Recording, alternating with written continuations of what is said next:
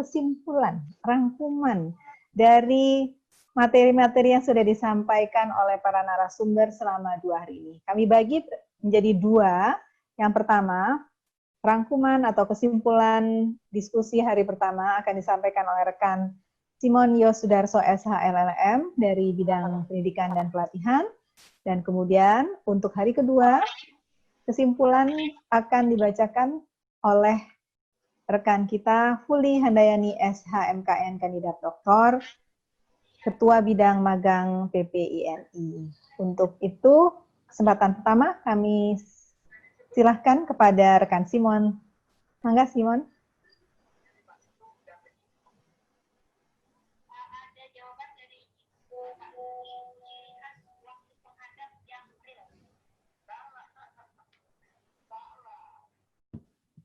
Baik, terima kasih Ibu Mulyati Sulam, pembawa acara kita yang luar biasa pada hari ini. Terima kasih untuk kesempatannya yang diberikan kepada saya untuk dapat menyampaikan kesimpulan singkat dari hari pertama diskusi kita. Bapak-bapak, ibu-ibu, dan rekan-rekan sekalian, seperti kita ketahui, kita telah membahas mengenai restrukturisasi perusahaan dan restrukturisasi kredit kemarin. Dan berikut adalah ringkasan singkat dari pembahasan tersebut. Kemarin pada sesi pertama, Bapak Aloysius telah mengangkat topik yang penting, yaitu restrukturisasi perusahaan melalui akuisisi, debt to equity swap, jual beli saham, dan berbagai aksi korporasi lainnya.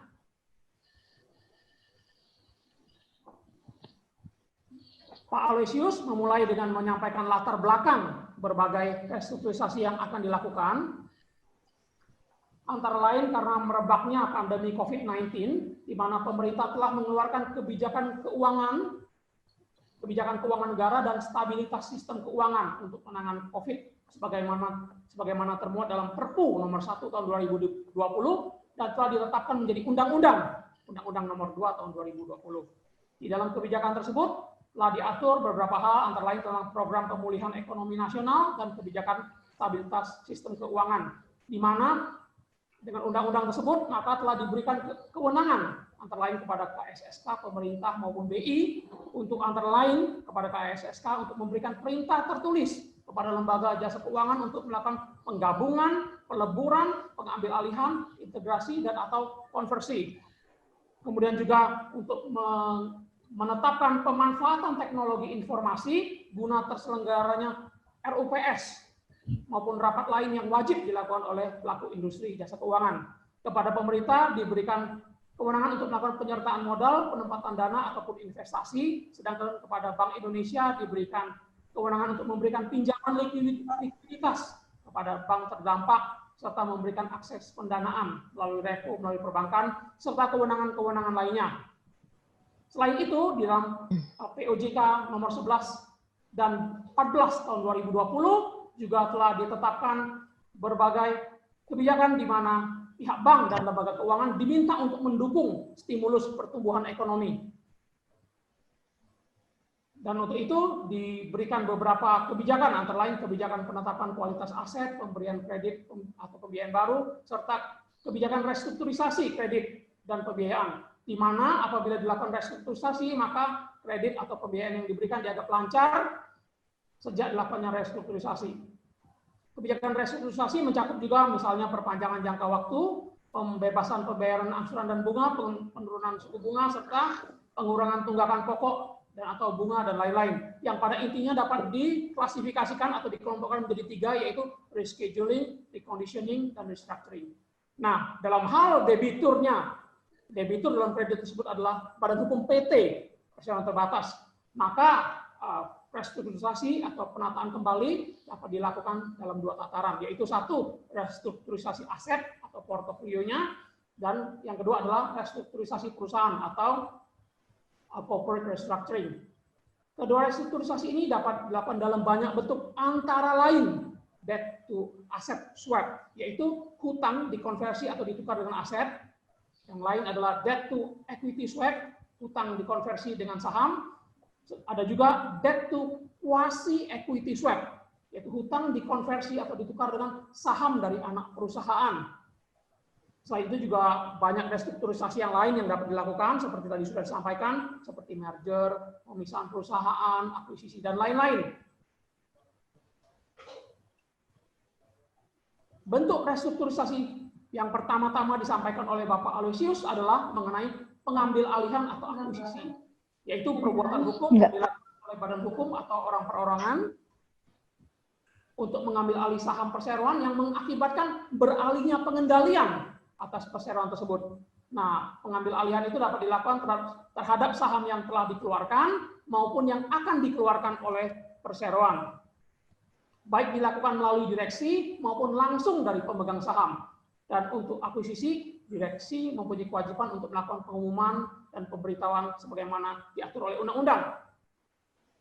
Pak Aloysius juga menjelaskan bahwa akuisisi, yaitu beralihnya pengendalian perusahaan, dapat terjadi karena satu, pengambil alihan yang menyebabkan kepemilikan saham menjadi lebih dari 50%, baik diambil secara langsung ataupun diambil secara bertahap, yaitu dengan pembelian secara bertahap yang lama-lama terakumulasi menjadi lebih dari 50%. Yang kedua, dengan cara pengambil alihan saham yang kurang dari 50%, tetapi saham itu mempunyai klasifikasi khusus di mana dengan memegang saham tersebut meskipun di bawah 50% jumlahnya mempunyai kemampuan untuk melakukan pengelolaan ataupun pengaturan kebijakan dalam perusahaan. Selanjutnya, tahapan akuisisi yang dilakukan melalui direksi adalah sebagai berikut. Pertama, dilakukan negosiasi di antara kedua pihak yang akan mengambil alih dan diambil alih. Kemudian mereka menyusun rancangan akuisisi. Rancangan akuisisi oleh direksi, oleh kedua perusahaan tersebut, dan selanjutnya dilakukan pengumuman dalam surat kabar dan pemberitahuan selama 30 hari sebelum RUPS dilakukan. Kemudian kreditur apabila ada keberatan dapat menyampaikan dalam waktu 14 hari. Dan kemudian terhadap keberatan tersebut diadakan penyelesaian. Pada tahap berikutnya dilakukan panggilan RUPS yang akan diambil alih, dan RUPS tersebut akan mengagendakan setidak-tidaknya tiga agenda, yaitu satu, menyelesaikan keberatan yang ada, dua, menyetujui pengeluaran saham baru, ketiga, menyetujui pemegang saham melepaskan haknya untuk mengambil saham baru. Setelah disetujui hal tersebut dalam RUPS, maka dibuat akte akuisisi. Di sisi lain, pihak yang akan mengambil alih juga mengadakan RUPS untuk menyetujui pengambil alihan saham yang akan diambil alih tersebut. Langkah selanjutnya adalah pemberitahuan kepada Kemenkumham untuk mendapatkan persetujuan ataupun penerimaan pemberitahuan. Selain pengambil alihan atau akuisisi melalui direksi, juga dapat dilakukan akuisisi langsung dari pemegang saham. Tahapan yang dilakukan adalah lebih kurang sama, perbedaannya adalah setelah tahap pertama negosiasi, dalam pengambil alihan saham secara langsung dari pemegang saham, tidak perlu mengadakan penyusunan rancangan akuisisi. Di sini bedanya dengan pengambil alihan melalui direksi. Tahapan selanjutnya adalah pengumuman surat kabar selama 30 hari, kemudian penyampaian keberatan oleh kreditur jika ada, dan penyelesaiannya, lalu diadakan RUPS. RUPS memiliki agenda sekurang-kurangnya 3, yaitu menyelesaikan keberatan, kedua, menyetujui pemindahan hak atas saham dari pemegang saham yang akan melepas saham tadi, dan ketiga, pemegang saham lain melepaskan haknya untuk membeli saham tersebut. Nah, RUPS ini ditindaklanjuti dengan pembuatan akta pemindahan hak saham. Jadi kalau akuisisi atau pengambil alihan saham melalui direksi dilakukan pembuatan akta akuisisi, maka dalam hal pengambil alihan saham langsung dari pemegang saham dilakukan pembuatan akta pemindahan hak atas saham. Di sisi lain, PT yang akan mengambil alih juga melakukan RUPS untuk menyetujui pengambil alihan saham tersebut, dan kemudian dilakukan pemberitahuan ataupun persetujuan kepada Kemenkumham. Pak Aloysius juga menjelaskan tentang pengertian debt to equity swap, yaitu saham baru yang diambil oleh PT tertentu yang dibayar dengan konversi piutang. Nah, selain debt to equity swap yang biasa dilakukan, juga ada debt equity swap yang dapat menimbulkan terjadinya akuisisi, yaitu jika dengan swap tersebut pihak yang mengkonversi piutangnya menjadi pengendali baru dalam perusahaan. Dalam hal terjadi akuisisi, pada saat dilakukannya debt to equity swap, maka tahapan yang dilalui adalah serupa dengan tahapan untuk akuisisi melalui direksi, hanya saja dalam agenda RUPS-nya ada hal yang harus diputuskan, yaitu PT yang saatnya akan diambil alih, ditambahkan agenda dalam RUPS PT yang akan diambil alih, ditambahkan agenda persetujuan penyetoran sahamnya dilakukan dengan konversi saham, konversi piutang ya. Akhirnya Pak Aloysius menutup presentasinya dengan membahas tentang dua topik yang cukup menarik, yaitu mengenai share swap maupun jual beli saham. Pembicara kedua kemarin adalah Bapak Aulia Taufani. Beliau mengangkat topik mengenai restrukturisasi perusahaan melalui merger, akuisisi melalui direksi, dan pemisahan perusahaan. Dari topik tersebut, Bapak Aulia mengangkat 3 topik penting, yaitu 1, pengambil alihan saham melalui direksi atau akuisisi melalui direksi, 2, penggabungan perusahaan, 3, pemisahan perusahaan. Oleh karena pengambil alihan saham melalui direksi sudah dibahas di atas oleh Pak Aloysius, maka dalam ringkasan ini tidak diulang lagi ringkasannya. Kita langsung ke penggabungan atau merger. Penggabungan adalah perbuatan yang dilakukan oleh perusahaan, oleh satu atau lebih perusahaan untuk menggabungkan diri dengan perusahaan lain, dengan perseroan lain yang telah ada, yang mengakibatkan aktiva dan pasiva dari perseroan yang menggabungkan diri beralih karena hukum kepada perseroan yang menerima penggabungan, dan selanjutnya status badan hukum perseroan yang menggabungkan diri berakhir karena hukum. Di sini Pak Aulia memperkenalkan kita 2 istilah yang penting, yaitu 1, merging company, yaitu perusahaan yang menggabungkan diri, dan surviving company, yaitu perusahaan yang menerima penggabungan. Sebagai akibat dari penggabungan, maka 1, perseroan yang menggabungkan diri berakhir demi hukum tanpa dilakukan likuidasi terlebih dahulu. Kedua, aktiva dan pasiva perusahaan yang menggabungkan diri atau meleburkan diri beralih karena hukum kepada perseroan yang menerima penggabungan tersebut. Ketiga, pemegang saham perseroan yang menggabungkan diri karena hukum menjadi pemegang saham dalam perseroan yang menerima penggabungan. Dan keempat, perseroan yang menggabungkan diri berakhir karena hukum, badan hukumnya berakhir karena hukum terhitung sejak tanggal penggabungan tersebut. Nah, Pak Aulia menjelaskan, memberikan contoh yang menarik, ya, contoh real adanya merger horizontal atau merger yang biasa kita kenal. Selain merger horizontal juga ada merger vertikal, yaitu merger vertikal terjadi apabila salah satu pemegang saham dari merging company adalah surviving company sendiri, begitu ya. Jadi kalau pemegang saham dari perusahaan yang akan melebur itu adalah surviving company tersebut sendiri, maka itu adalah merger vertikal. Selain itu ada juga merger vertikal yang menarik, yaitu merger vertikal yang tanpa ada peningkatan modal ataupun perubahan anggaran dasar. Nah, merger vertikal seperti ini adalah merger yang dilakukan oleh antara induk perusahaan dengan anak perusahaannya, di mana anak perusahaannya itu adalah merging company yang seluruh sahamnya sudah dikuasai atau dimiliki oleh surviving company. Maka terjadi merger vertikal tanpa peningkatan modal ataupun perubahan anggaran dasar. Tahapan untuk penggabungan atau merger yaitu pertama, penyusunan rancangan penggabungan, 2, pengumuman ringkasan penggabungan, 3, pemanggilan RUPS oleh masing-masing PT, baik yang akan merging maupun yang surviving, masing-masing mengadakan RUPS, mengadakan panggilan RUPS, kemudian dilaksanakan RUPS, dan dibuatlah akte penggabungan. Selanjutnya diajukan permohonan persetujuan atau pemberitahuan kepada Kemenkumham, AKU, dan diikuti dengan pengumuman hasil penggabungan. Sebagai penutup dari pembahasan merger, Bapak Aulia menginginkan kita memperhatikan 3 pasal penting dalam Undang-Undang PT. Pasal yang pertama adalah pasal 26 tentang tanggal efektif. Yang kedua adalah pasal 128 tentang ketentuan pembuatan akte penggabungan atau akte merger. Ketiga, pasal 129, yaitu tentang ketentuan penyampaian permohonan persetujuan ataupun penyampaian pemberitahuan kepada Menteri. Pak Aulia akhirnya menutup presentasinya dengan membahas tentang pemisahan perusahaan.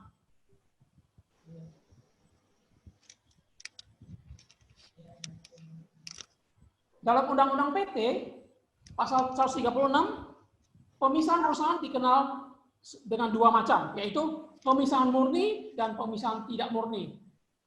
Selain diatur di dalam Undang-Undang PT, pemisahan juga diatur dalam Undang-Undang Nomor 21 tahun 2008 tentang perbankan syariah, di mana pemisahan adalah pemisahan usaha dari satu bank menjadi dua badan usaha atau lebih sesuai dengan ketentuan peraturan perundang-undangan. Di dalam Peraturan Bank Indonesia Nomor 11 tahun 2009 diatur bahwa pemisahan, yaitu Peraturan Bank Indonesia Nomor 11 tahun 2009 tentang unit usaha syariah, diatur tentang pemisahan unit usaha syariah dari bank umum konvensional sebagaimana dimaksud dapat dilakukan dengan cara pertama, yaitu mendirikan bank umum syariah baru atau mengalihkan hak dan kewajiban unit usaha syariah kepada bank umum syariah yang telah ada. Demikianlah rangkuman dari sesi pertama yang telah diselenggarakan kemarin. Ibu moderator, suara saya masih terdengar ya? Mohon konfirmasi. Baik, rekan Simon sudah selesai tadi pembacaan rangkumannya sudah. Saya akan menyampaikan rangkuman singkat setelah ISOMA, yaitu yang disampaikan oleh Dr. Sri Widiawati, Dr. Erni dan Pak Taufik. Saya izin sebentar lagi ya, Ibu ya. Ya, silakan. 1-2 menit. Ibu Dr. Sri Widiawati menyampaikan pembahasan dengan topik dengan judul restrukturisasi kredit perbankan dan lembaga keuangan lainnya. Di dalam presentasi tersebut, Ibu Dr. Sri sudah membahas juga mengenai berbagai latar belakang tentang restrukturisasi kredit yang tidak akan saya ulang pada kesempatan ini. Nah, dalam presentasi tersebut menarik bahwa Ibu Dr. Sri Widiawati menyampaikan 5 pengertian penting, yaitu 1, pengertian tentang kredit bermasalah, yaitu non-performing loan. Kedua, pengertian tentang kualitas kredit. Ketiga, pengertian tentang penanganan kredit atau pembiayaan bermasalah yang dilakukan dengan penyelamatan, yaitu bank yang berkehendak melanjutkan dengan nasabah dengan cara rescheduling, reconditioning, dan restructuring, ataupun dengan penyelesaian sebagai penanganan kreditnya ya, yaitu apabila bank berkehendak untuk mengakhiri hubungan kerjasama dengan nasabah. Pengertian keempat yang diangkat oleh Ibu Dr. Sri adalah pengertian restrukturisasi kredit, termasuk di dalamnya adalah dengan penurunan suku bunga, perpanjangan jangka waktu kredit, pengurangan tunggakan bunga, pengurangan tunggakan pokok kredit, penambahan fasilitas kredit, konversi kredit menjadi penyertaan modal sementara PMS, dan lain-lain. Yang kelima yang diangkat oleh Ibu Dr. Sri adalah skema restrukturisasi. Skema restrukturisasi dapat bervariasi dari satu bank ke bank lain dengan mengingat kondisi debiturnya, seperti yang tadi telah disampaikan melalui scheduling, restructuring, maupun reconditioning. Jadi dinegosiasikan semua kondisi-kondisinya. Restrukturisasi ini dapat dilakukan melalui beberapa tahapan, yaitu melalui permohonan dari debitur, kemudian bank melakukan asesmen, kemudian diajukan proposal restrukturisasi, dan diambil keputusan restrukturisasi, serta dilakukan administrasi legalisasi, di mana dalam hal ini dilakukan adendum perjanjian kredit, yang di mana peran notaris sangat penting untuk terlibat, serta dilakukan akuntansi restrukturisasi. Dr. Sri diikuti dengan presentasi dari Dr. Erni Kencanawati, SHMH, dengan topik restrukturisasi pembiayaan dalam perbankan syariah. Ibu Dr. Erni juga membahas tentang rescheduling, restructuring, reconditioning sesuai PBI, Peraturan Bank Indonesia Nomor 13 tahun 2011, yang tidak akan saya ulangi. Yang menarik adalah Dr. Erni merujuk kepada beberapa peraturan, yaitu Fatwa Dewan Syariah Nasional DSN MUI nomor 47 tahun 2005 dan 49 tahun 2005 tentang rescheduling utang murah bahah. Selain itu juga ada rescheduling, reconditioning, restructuring untuk beberapa akad kredit lain. Dan Dr. Erni mengakhiri presentasinya dengan meminta kita untuk memfokuskan diri pada beberapa fatwa, yaitu fatwa Dewan Syariah Nasional MUI nomor 31 tahun 2002 tentang pengalihan utang, fatwa nomor 104 tahun 2016 tentang subrogasi berdasarkan prinsip syariah, dan fatwa nomor 103 tahun 2016 tentang novasi subjektif berdasarkan prinsip syariah. Terakhir kemarin sesi ditutup oleh presentasi dari Bapak Taufik. Bapak Taufik mengangkat judul restrukturisasi kredit PMS dan AIDA. Bapak Taufik memulai dengan menjelaskan pengertian PMS dan pengertian kualitas PMS, yaitu PMS berarti penyertaan modal sementara. Kualitasnya ada lancar, kurang lancar, diragukan, ataupun macet. Dalam pasal 1, angka 1 PBI 14 tahun 2012 dikatakan PMS atau penyertaan modal sementara adalah penyertaan modal oleh bank pada perusahaan debitur untuk mengatasi kegagalan kredit dalam kurung debt to equity swap, termasuk penanaman dalam bentuk surat utang konversi wajib atau mandatory convertible bonds dengan opsi saham atau equity options, atau jenis transaksi tertentu yang berakibat bank memiliki atau akan memiliki saham dalam perusahaan debitur. PMS wajib ditarik kembali apabila telah melampaui 5 tahun dan atau perusahaan debitur tempat penyertaan telah memperoleh laba kumulatif. Apabila melampaui 5 tahun tidak ditarik kembali, maka PMS tersebut ditetapkan sebagai macet. Penyertaan modal sementara PMS tersebut wajib dihapus bukukan dari neraca bank apabila telah melampaui jangka waktu 5 tahun. Mekanisme PMS adalah satu, harus ada kesepakatan di antara bank dengan debiturnya bahwa mereka sepakat akan menggunakan skema PMS sebagai bentuk restrukturisasi kredit. Kedua, harus dilakukan penilaian terhadap kewajaran nilai saham PT debitur. Tiga, wajib diadakan RUPS dari PT yang akan menjadi PT debitur. Kemudian keempat, dilakukan pengeluaran saham baru yang akan diambil oleh bank. Kemudian saham wajib dilepas kembali dalam waktu 5 tahun. Jika tidak berhasil dilepas dalam 5 tahun, maka harus dihapus bukukan dari buku neraca bank. Tema kedua yang disampaikan oleh Pak Taufik adalah mengenai AIDA, aset yang diambil alih. AIDA adalah pembelian agunan yang dilakukan oleh bank untuk dijual kembali sehingga dapat dilakukan penyelesaian utang debitur. AIDA dilakukan oleh bank dalam rangka penyelesaian eksekusi objek jaminan. Dasar hukumnya adalah pasal 78 ayat 1 PMK nomor 27 tahun 2016. Jadi AIDA pada intinya bukanlah restrukturisasi perjanjian kredit, melainkan adalah penyelesaian perjanjian kredit dengan eksekusi agunan atau jaminan kredit. Demikianlah rangkuman intisari dari pokok-pokok yang penting dari pembicara, 5 orang pembicara yang telah menyampaikan materinya selama hari pertama. Demikian Ibu Moderator, saya sampaikan terima kasih. Baik, terima kasih Pak Simon Yosudarso. Rangkumannya sangat berguna sekali, bisa menarik benang merah dari apa-apa yang sudah disajikan dalam paparan para narasumber dari ketika diskusi berlangsung pada hari pertama dari webinar nasional ini. Dan untuk kesempatan berikutnya, rekan kita Fuli Handayani, kandidat doktor, akan menyampaikan rangkuman untuk paparan materi yang telah disampaikan oleh para narasumber kita di hari kedua. Silakan Mbak Fuli, langsung saja. Dibuka dulu unmute ya. Oke. Baik, terima kasih Ibu Muniati Sulam, MC kita yang sangat cantik hari ini. Dan 2 hari ini saya apresiasi kepada para pembicara yang luar biasa. Ilmu yang bermanfaat pastinya akan menjadi amal ibadah buat kita semua. Alhamdulillah hari ini kita sudah menyelesaikan ada 3 sesi, yaitu sesi yang pertama disampaikan oleh Dr. Diah Sulistiani Muladi.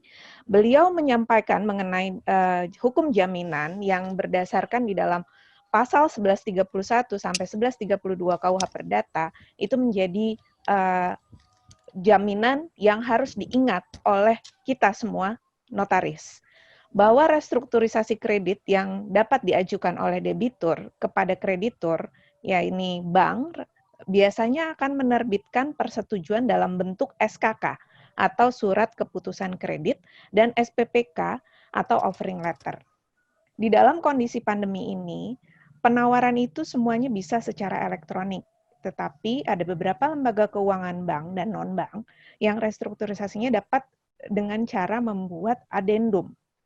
Nah, adendum yang ada di sini, menurut Dr. Diah, itu harus dibuat secara notaril dan harus jelas disebutkan adendum keberapa di dalam akta notaris tersebut. karena ini akan menjadi jaminan kredit, perpanjangan kredit nantinya, ini untuk menjadi jaminan bagi kreditur dan debitur. Jadi ini adalah win-win solution. Di dalam adendum atau perjanjian kredit yang diperpanjang tersebut, itu harus disebutkan dengan sangat jelas, yaitu misalnya dia merujuk kepada perjanjian kredit nomor berapa dengan limit berapa, dan ini harus hati-hati. Karena jika kita salah dalam mengisi hal tersebut, maka akta kita dapat terdegradasi. Lalu di sesi selanjutnya, yaitu, bukan di sesi selanjutnya, tapi pembicara berikutnya adalah Dr. Yurisa Martanti. Di sini Dr. Yurisa Martanti melakukan penekanan bahwa di dalam masa pandemi ini kita merujuk kepada POJK 11 tahun 2020. Lalu yang diingatkan juga bahwa jaminan itu harus merefer kepada perjanjian pokok, di mana debitur itu dapat mengajukan restrukturisasi hutangnya dengan cara penurunan suku bunga, perpanjangan jangka waktu, pengurangan tunggakan, penambahan fasilitas, dan konversi atau debt to equity swap. Di mana peran serta notaris itu harus dilihat di dalam skema yang ada diatur di dalam Undang-Undang Jabatan Notaris, yaitu kita harus menjamin kepastian tempat, waktu, orang, dan akta dengan memperhatikan prinsip-prinsip umum yang dilakukan oleh notaris, yaitu jujur, mandiri, tidak berpihak, amanah, seksama, dan rasa tanggung jawab. Prinsip kehati-hatian ini dan asas kecermatan itu merupakan kunci yang sangat penting dalam melakukan perjanjian di masa pandemi ini. Lalu selanjutnya di sesi yang keempat ada Bapak Risbet Sulaiman. Prinsip kehati-hatian masih ditekankan oleh Bapak Risbet bahwa dengan merujuk kepada pasal 1868 KUH Perdata, kita harus melihat bahwa akta otentik itu seperti apa.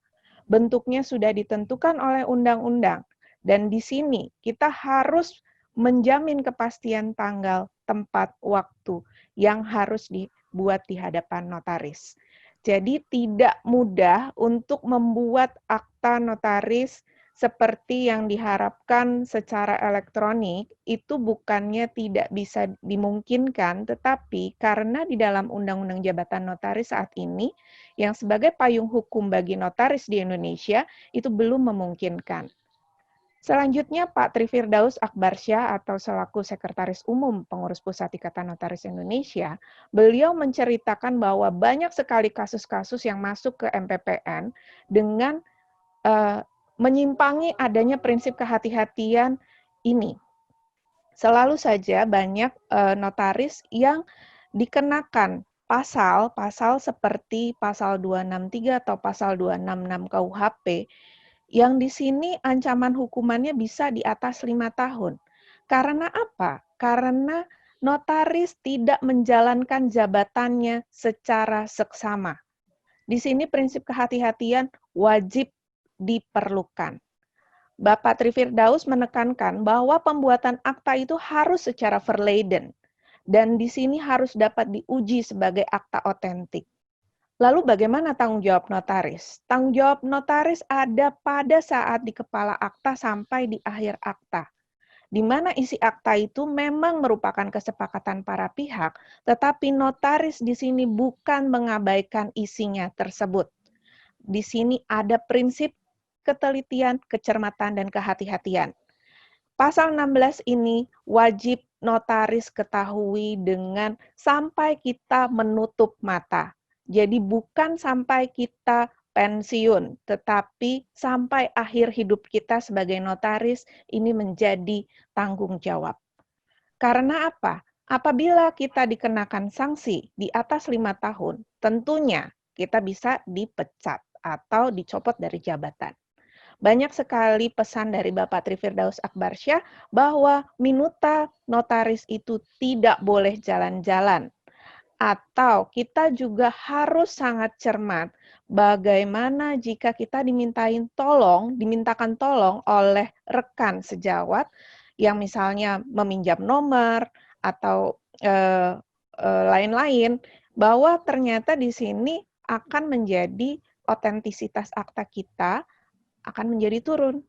Bahkan kemungkinan yang terbesar adalah tindak pidana.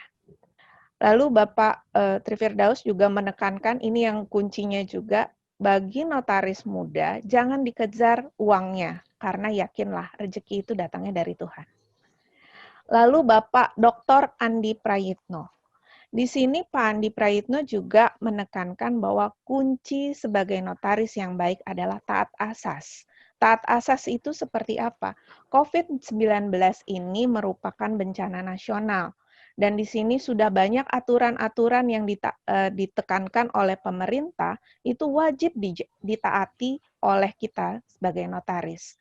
Misalnya tentang work from home, social distancing, physical distancing, dan lain-lain.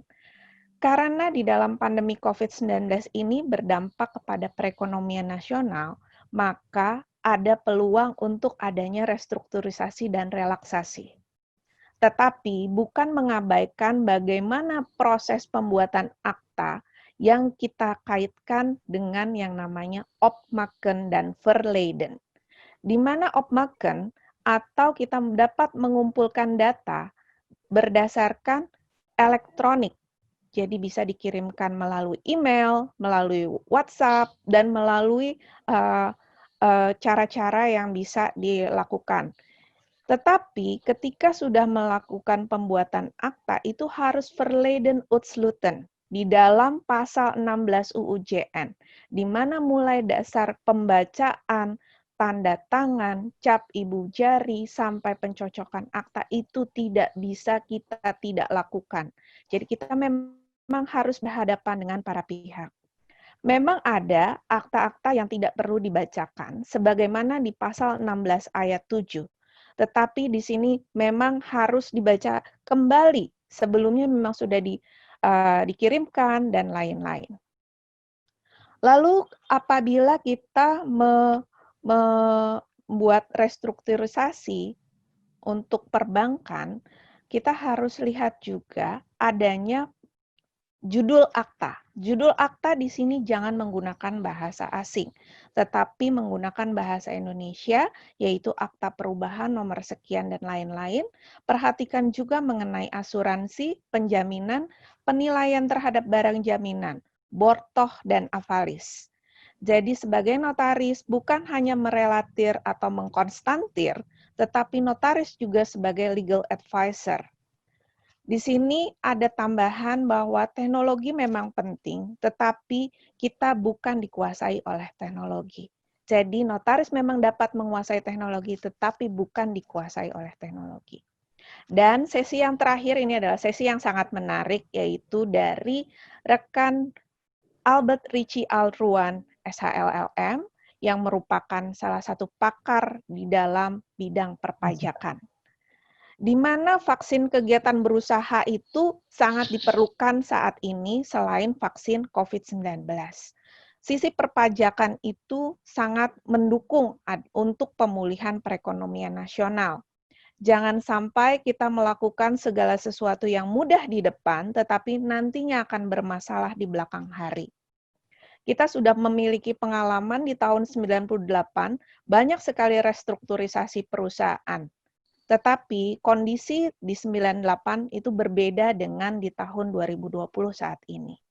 Di dalam Undang-Undang Pajak itu sangat banyak pilihan untuk adanya restrukturisasi, yaitu dengan cara likuidasi, merger, konsolidasi, spin-off, pemekaran, takeover, dan yang pilihan terakhir ini juga mulai seksi adalah holding company.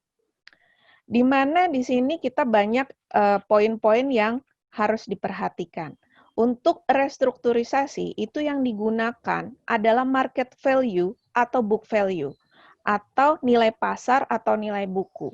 Setelah berdiskusi panjang tadi, bahwa di dalam tax planning, book value itu memang sangat menguntungkan, Karena apa? Yang pertama dia dicatat di OJK. Lalu harganya itu pasti memang di bawah harga pasar. Tetapi di sini menguntungkan untuk si emiten atau si pelaku usaha, dan juga di sini kita tidak boleh melupakan pajak. Karena apa? Karena ada kewajiban pajak yang tidak bisa ditinggalkan. Kalau kita melewati pajak atau melupakan pajak, bukannya berarti kita tidak bebas dari pajak, tetapi pajak tersebut akan terhutang di tahun berikutnya. Jadi, apa yang terjadi di sini adalah di dalam kondisi COVID-19 di POJK 11/2020, di sini ada pilihan mengenai perbandingan hutang dengan modal, bagaimana rencana penambahan kredit, dan lain-lain. Di sini belum seiring dengan adanya PMK nomor 169 tahun 2015. Memang sudah ada pilihan bahwa tiap debitur itu di dalam PMK nomor 169 tahun 2015 itu boleh memiliki hutang sampai 4 kali lipat dari modal yang dia miliki. Nah, apa kondisi yang ada sekarang? Saran dari Bapak Albert Richie Arwan bahwa kondisi perpajakan belum seiring jalan dengan untuk pemulihan ekonomi nasional. Oleh karena itu perlu diselaraskan lebih lanjut. Demikian simpulan yang dapat saya sampaikan untuk diskusi hari kedua ini. Terima kasih. Saya kembalikan lagi kepada Ibu Muniati Sulam. Terima kasih Mbak Fuli, luar biasa tadi. Webinar kita memang tidak monoton ya. Jadi seperti alurnya itu dinamis sekali. Ada yang suaranya bersemangat, menggelegar, ada yang lembut ya, seperti yang kita dengar barusan Mbak Fuli, lembut tapi bernas, sangat tajam dan juga bisa merangkum keseluruhan dari materi-materi yang telah dipaparkan di hari kedua. Dan yang pertama juga Pak Simon juga tadi luar biasa Pak Simon. Terima kasih untuk kedua rekan kita tadi.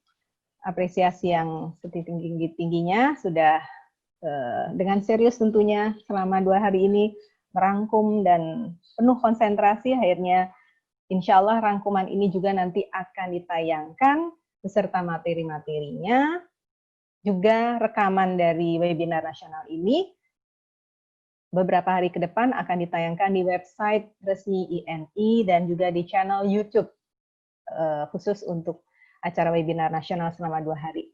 Untuk itu, selamat kepada peserta yang sudah bergabung, walaupun tidak full ya, kuotanya terpakai namun tidak mengurangi antusias dan juga tidak mengurangi kualitas dari diskusi kita pada 2 hari ini.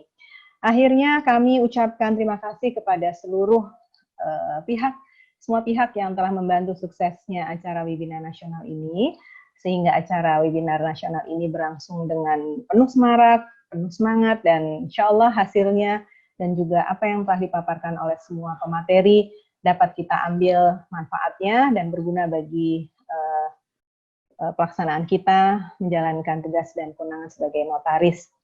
Terima kasih kepada Kementerian AHU, kemudian juga Ketua Sekum dan Bendum, dan juga jajaran pengurus PPINI, para pengurus Pengwil dan Pengda, para peserta, para narasumber, panitia, dan juga moderator. Dan sebelum saya menutup webinar nasional ini, mohon dengan segala hormat kepada Ketua Panitia Penyelenggara, rekan Rita Diana yang awet muda cantik ini, untuk membacakan nama-nama pemenang dari hadiah yang disediakan oleh panitia yang beruntung untuk para peserta webinar yang beruntung mendapatkan voucher berupa voucher belanja dan juga voucher untuk akses di AHU. Silakan Mbak Rita. Ya, terima kasih Ibu Muni. Yang kita umumkan ini adalah untuk 8 orang peserta yang telah mengajukan pertanyaannya dengan baik sejak hari pertama webinar ini diselenggarakan. Dan hadiah yang akan diberikan bentuknya berupa voucher sebesar 500.000 masing-masing. Saya sebutkan nama-namanya. 1, Gayatri Adi Wulandari. 2, Ahmad Rifki Nurilmi dari Banda Aceh. 3, Inge Rahayu Riyandi Dini, Notaris Kabupaten Majalengka. 4. Rizky Yuniasari, ALB dari Lombok. 5. Andreas Timothy, Notaris Kabupaten Batam. 6. M. Haris Fatoni, Kota Malang. 7. Dewan Tari Handayani, Notaris Jakarta Selatan. 8. Vian, Notaris Kabupaten Kulon Progo. Selamat kepada para pemenang karena telah berperan aktif di dalam acara sesi webinar ini. Mungkin untuk mempersingkat waktu, saya sekali lagi atas nama panitia kami mengucapkan terima kasih banyak atas partisipasi dan dukungan dari para peserta semua. Semoga acara ini dapat memberikan manfaat dan berkah bagi kita semua, dan khususnya kepada narasumber dan moderator yang telah mengisi sesi acara ini. Semoga menjadi amal kebajikan buat narasumber dan moderator semua. Akhir kata, saya ucapkan terima kasih, dan acara webinar nasional kali ini kita tutup. Wassalamualaikum warahmatullahi wabarakatuh. Saya kembalikan. Terima kasih Ibu Ketua Panitia. Ini adalah keberhasilan dari tim semua, panitia, dan juga dari jajaran pengurus. Sekali lagi terima kasih kami haturkan. Jangan lupa, sekali lagi kami ingatkan, bahwa semua materi maupun rekaman dari webinar 2 hari ini akan ditayangkan di website Ikatan Notaris Indonesia dan di channel YouTube. Jadi Anda bisa mengakses, terutama bagi teman-teman notaris yang tidak berkesempatan mengikuti webinar ini secara langsung di Zoom meeting, dapat mengakses materi tersebut di website maupun di channel YouTube. Akhirnya, sekali lagi kami mohon maaf bila dalam penyelenggaraan webinar ini terdapat hal-hal yang kurang berkenan di hati. Mohon dibukakan pintu maaf, karena sesuai pepatah, tidak ada gading yang tak retak. Akhirnya, kami mengakhiri dengan satu ungkapan, menyanyi diiringi gitar di rumah gedong. PPINI buat webinar lagi dong. Ya, dan kami terima kasih banyak. Mohon maaf sekali lagi, terima kasih, dan kita akhiri semuanya dengan menyanyikan bersama lagu Bagimu Negeri. Wabillahi taufik wal hidayah. Al-afu minkum. Wassalamualaikum warahmatullahi wabarakatuh. Selamat siang.